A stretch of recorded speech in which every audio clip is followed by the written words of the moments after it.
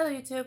I know it's been a little while. First and foremost, I want to apologize for not being on the last few weeks. It's been pretty crazy. I had some family emergencies I needed to deal with, as well as some other stuff, new job starting, that kind of stuff. I am going to be talking about a very interesting topic today.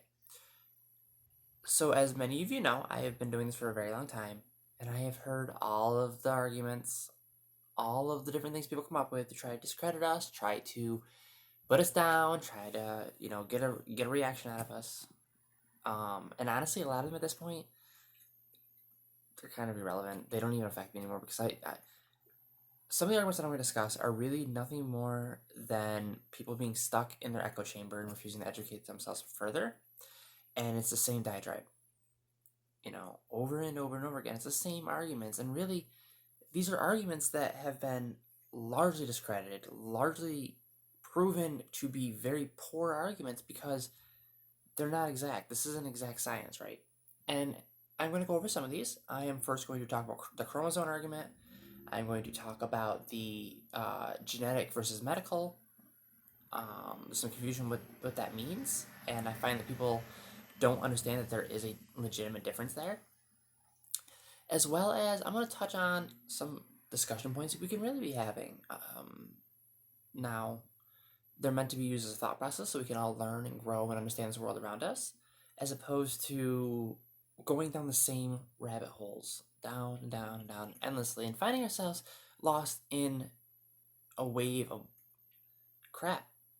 Really, it's what it boils down to. So first and foremost, I do want to apologize. I'm sorry that my videos have been missing for 3 weeks. I hope to get back fully to doing this as long as everything else stays kosher. But as always, I am your friendly neighborhood trans girl, and this is episode 5. Now, I don't have any fancy little thing to go over through. I don't know how to do all that yet. I have a friend that's going to be helping me, though, getting an intro and an outro, and maybe learn how to do some editing so that, I can keep my videos as raw as possible, put a little bit of fancy stuff in there, because everybody likes fancy stuff, and YouTube makes me pre-record them anyway. I think it's because of my phone or whatever, so I don't really have a choice in the matter. So, first and foremost, now I gotta read this one. I wrote this down on a piece of paper because I want to make sure that I didn't stutter over my words, because it can be complicated. The human species is born with 46 chromosomes in 23 pairs respectively. Most women are 46XX. Most men are 46XY.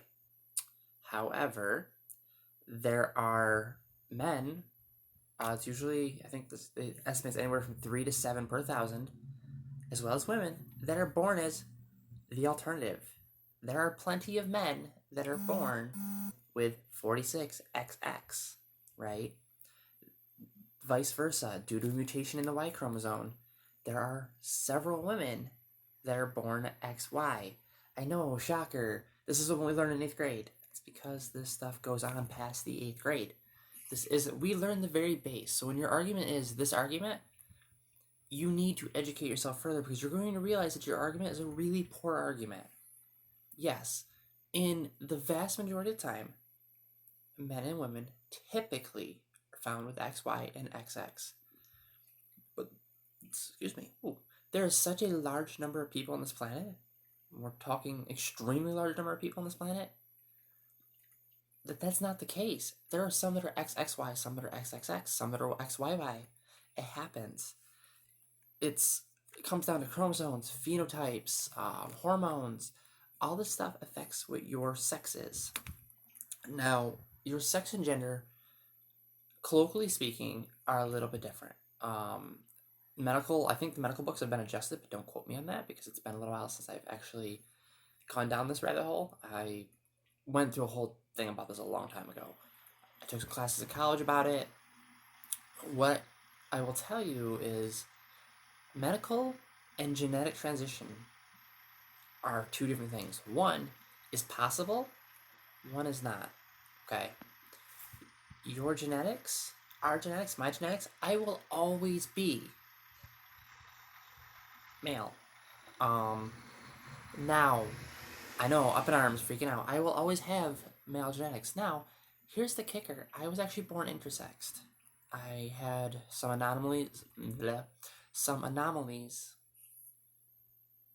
due to how I developed. Now, that's extremely rare, and that's not common. Alternative rare. I know I have to say it that way because sometimes I get jumped on my throat like, I didn't understand. It's extremely rare, which means it's not common. Okay. That being said, it still happens. Now, medically female, I am medically female. I have done hormones to change my body chemistry.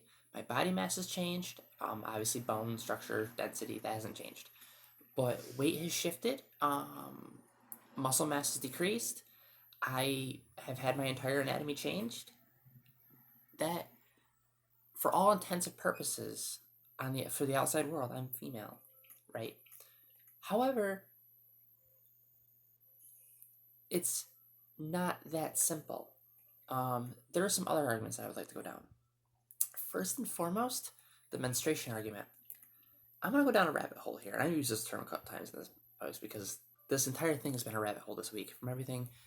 So when I do videos, I try to plan out what the videos are going to be, and I try to get myself up to date with if a current topic is worth talking about, this hair is annoying me, or if it's something that it's so redundant that there's no point in going over it because either you get it by this point or you don't. This is one of the arguments I'm going down that's going to be either get it or you don't. And if you don't at this point, I'm sorry the education system has failed you. The menstruation argument.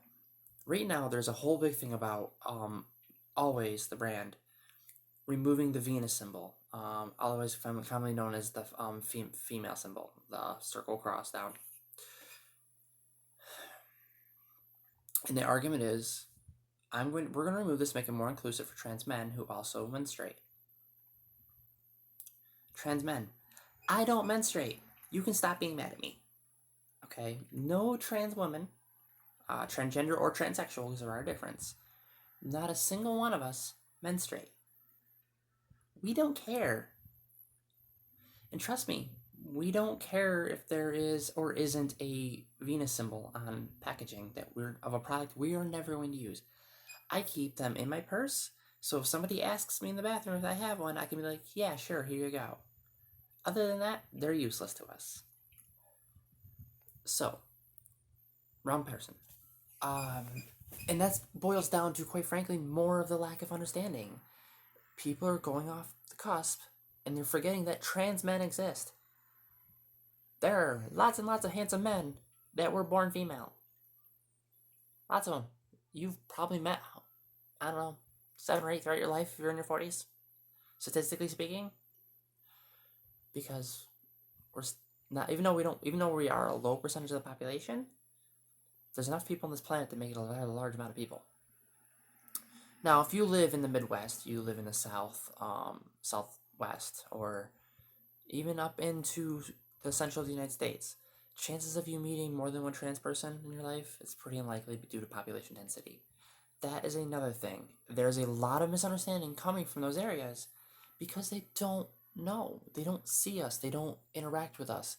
They see us on TV, and depending on the channel you're watching, and you guys know what I'm talking about, demonizes us. We're just regular, normal people who happen to have a medical condition. Now, I'm going to get my throat jumped down for this. There are non-binary individuals that are non-transitioning. There are trans individuals that are non-transitioning because they don't suffer from a medical condition.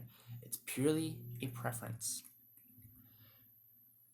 And that is what, as it's known now, is the separation of the two. I'm moving my phone all over the place. I'm sorry. Giving you guys all a seizure. If you are taking hormones and you are medically altering your body, you are now a transsexual. You are effectively trying to alter your sex. That does not mean up and to everything. Some trans people don't remove parts. Some don't get any surgeries. They just take hormones. Some don't take hormones. They just do surgeries. Each person's different, and each person's experience is different based on their dysphoria and their needs. I personally I have full-blown gender dysphoria. It was a very rough condition. I did what I needed to do to fix it, and I actually have one more surgery on scale. I'm going to fix my face.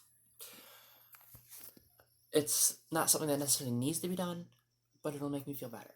Now, one of the things that needs to be understood with that is You cannot look at somebody and go, yeah, they're trans, or no, they're not trans. Because I got news for you. A lot of us are really hard to tell. Especially trans men. Trans men can finish most of the transition process in 8 months. You would never know that they were ever a female. Yeah. You may know more trans men than you think. Trans women, depending on the stage, some you can tell, some you can't. There's a YouTuber, her name's Blair White. She is a conservative trans woman who does lots and lots of videos. She is not somebody I typically agree a whole lot with, but we do have some agreements. You look at her, and you'll never know that she was ever trans. You'll never know if she was ever actually a boy unless she tells you. So, one of those things that comes with that is just understanding that know your place. I don't come to you and I don't tell you that your existence is wrong, right? I don't go to you and say, how dare you wear that flannel shirt? Or how dare you wear your outfit? Or how dare you fix your medical condition? And that is the kicker. So, and those are the arguments. The reason I use those arguments, and they're poor arguments, is the whole clothing arguments. They're called the argument of objectivity. You're using an object and trying to make something out of it as a method to argue with your, make an argument in your favor. I may have used the wrong one there, and I apologize. I unfortunately, my paraphasia. If you guys just heard me, if you guys hear me stutter every now and then, it's my paraphasia, and I'm trying to catch myself. So I do apologize for that. I actually meant to say it's an object of making something. It's the argument of making something an object, objectifying it. I don't understand why this is still an argument. I don't understand why this is still a thing. There are plenty of women who cannot menstruate. There are plenty of women who cannot have kids. There are plenty of men who cannot produce seminal fluid. There are plenty of men that cannot produce sperm. Infertile. Now, that's the next poor argument. That is the whole, well, if you can't have kids, then you're not a woman. Okay, well, you just alienated like a third of the female population. Cisgender females, might add. You just alienated roughly a fourth of the male population. You'd be surprised how many men actually can't produce children.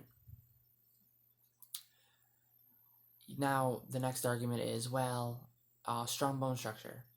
Depending on your nationality, your heritage, if you will, some have stronger bone structures. And on female or men, it's beautiful. Comes to mind, for me, it comes to mind, I think of the Russian culture. And I think of the people that are born and raised in that area, generation by generation. They have real strong features.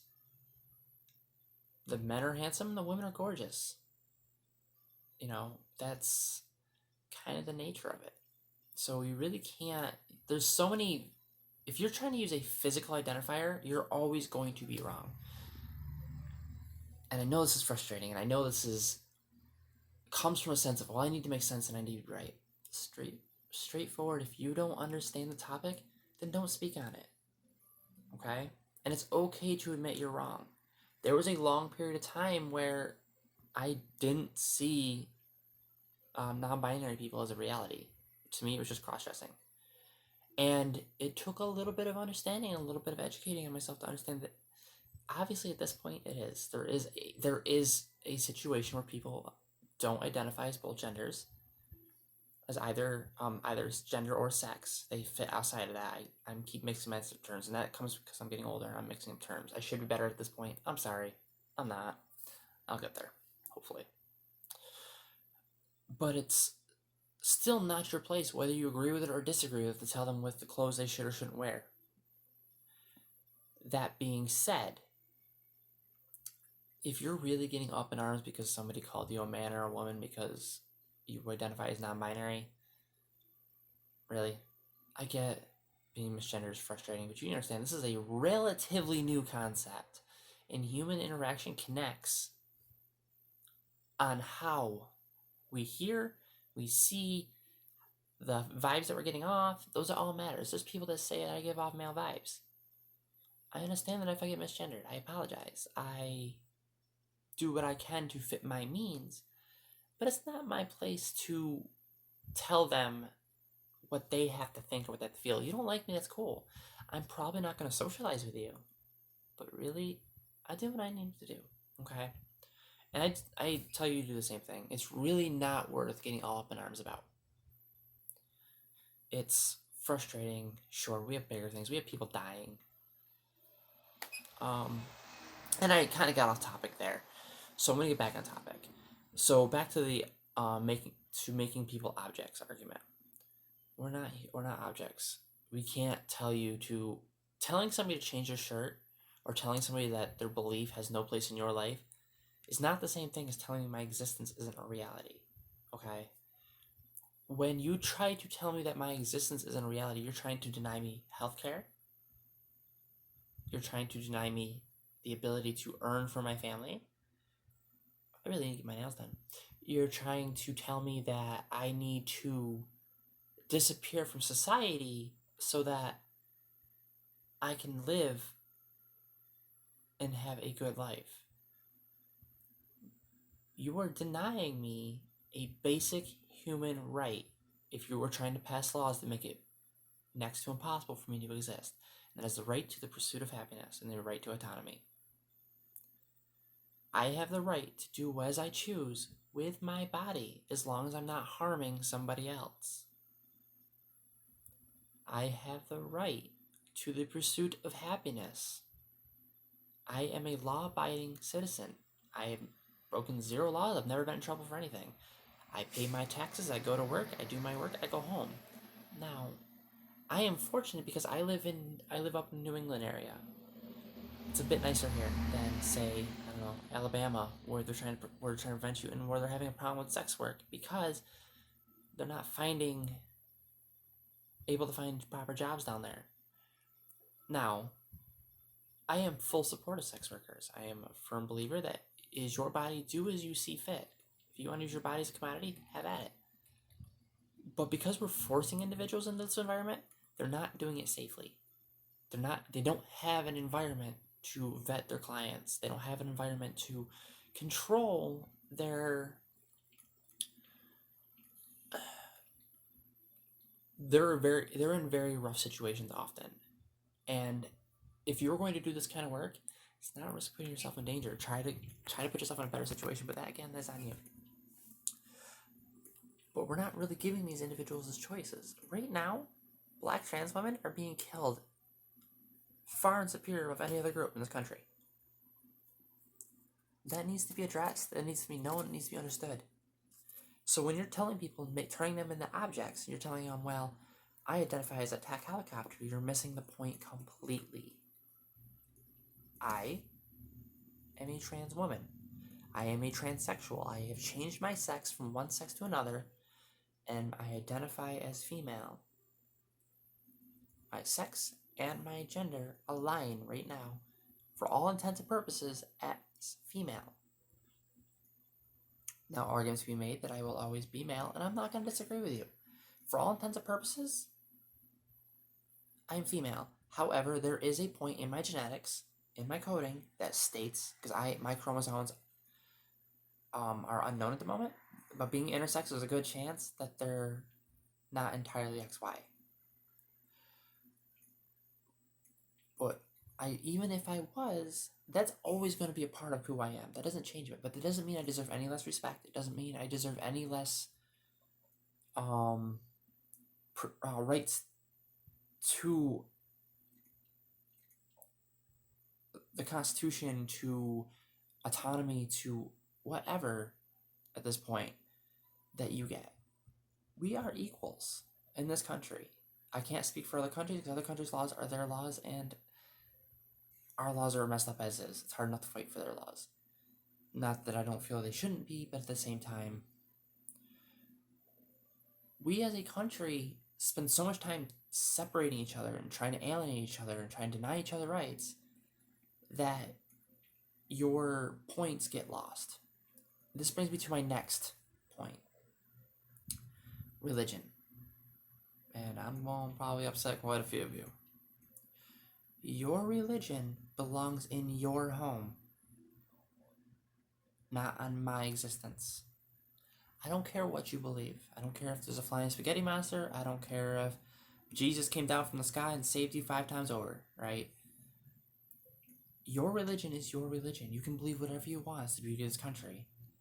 Your belief does not mean you can tell me what I can and can't do with my body. It is your belief, not mine. Your belief that, say, people shouldn't marry if they're the same sex, then don't get a gay marriage. Don't have sex with a same-sex partner.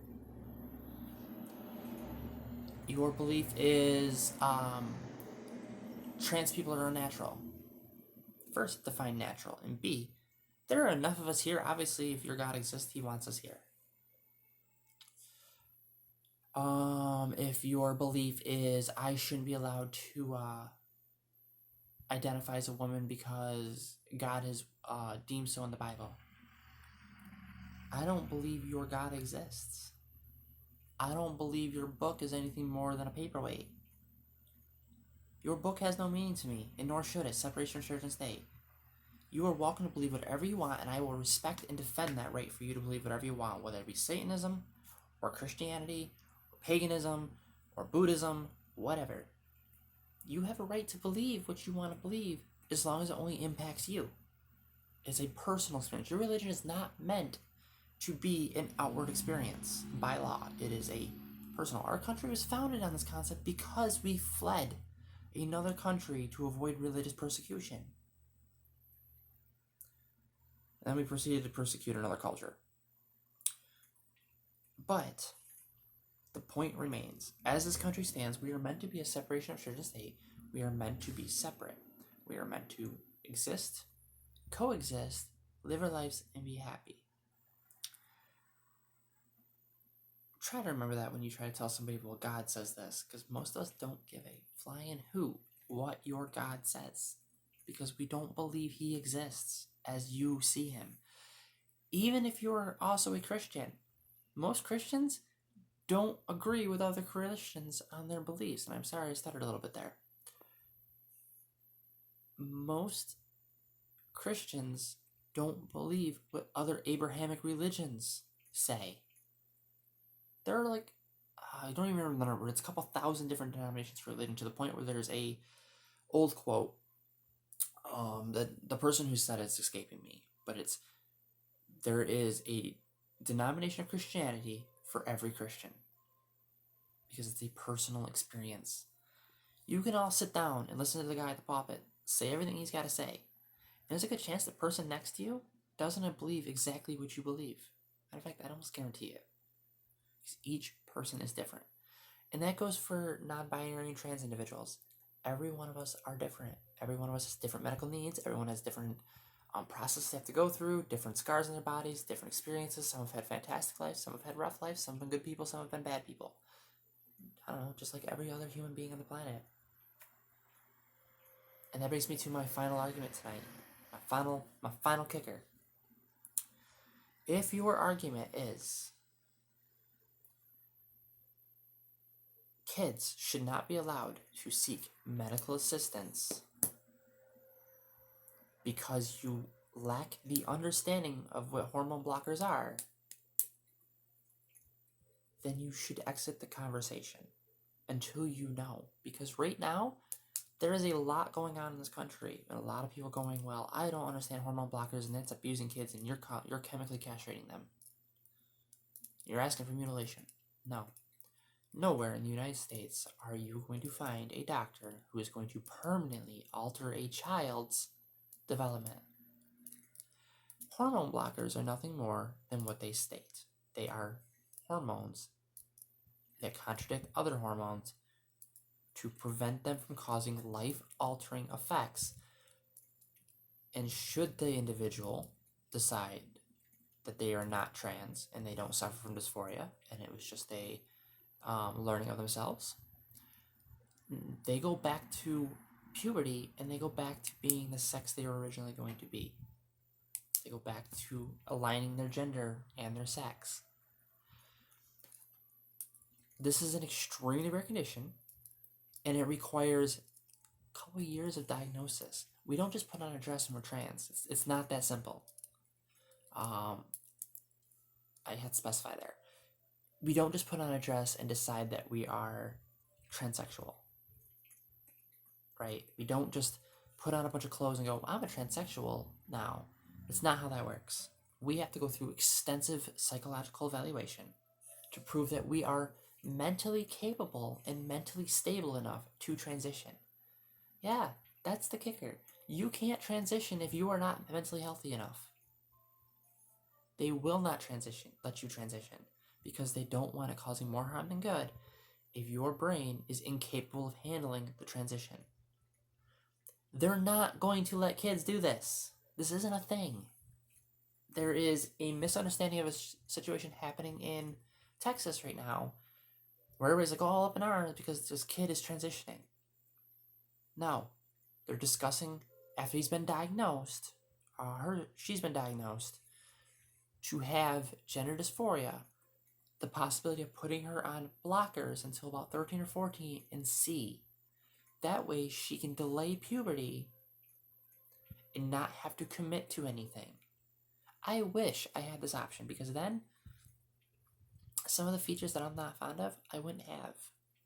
I wouldn't need all of these surgeries to do what I need to do. But there's a good chance, statistically speaking, that she's not. And she's going to find out at an older age that's what it is. That's not to say that I agree with parents diagnosing their children, because I don't. I'm a firm believer that you need to seek medical. If you are thinking that there might be something different about your child, then seek medical assistance. And that's exactly what the mother did. So, I'm going to leave you alone tonight. I'm sorry the subject was so hard. And I'm sorry I stumbled over a lot and I might have miscued some of my words. If I did say anything that was a little confusing and I need to fix it, let me know and I will do my best. I try to keep this at a half an hour, because already half an hour is rough for me to do, especially when I start stuttering and skipping over.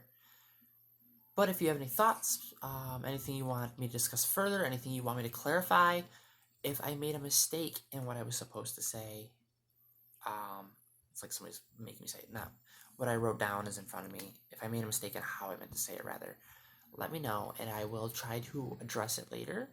I will state whether I agree with it or disagree with it, obviously, and then I will clarify if I need to clarify.